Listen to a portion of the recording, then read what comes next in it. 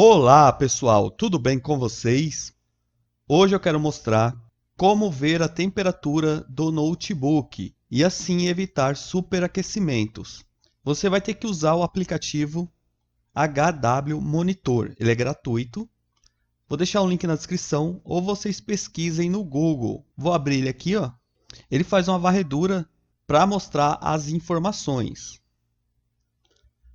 Vou aumentar a tela aqui. E aqui ele já traz muitas informações, gente. Não só a temperatura. Então aqui vocês podem ver.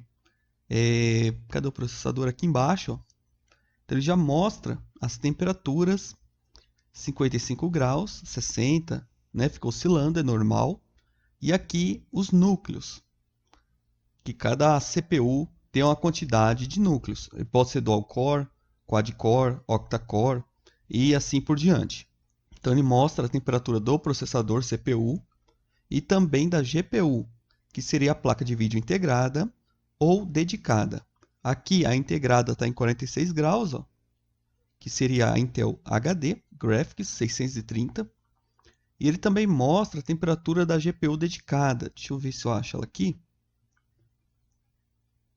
Aqui, ó, GTX 1050. Então aqui ele mostra também a temperatura no momento. E é isso, tá? Espero que esse vídeo ajude vocês. Deixe nos comentários se ajudou, se funcionou direitinho. Agora, para quem quer gravar gameplay e quer mostrar os dados, temperatura, FPS na tela, eu tenho um vídeo aí no canal. Também vou deixar na descrição para vocês.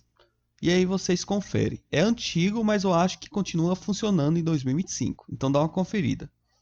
E é isso, tá?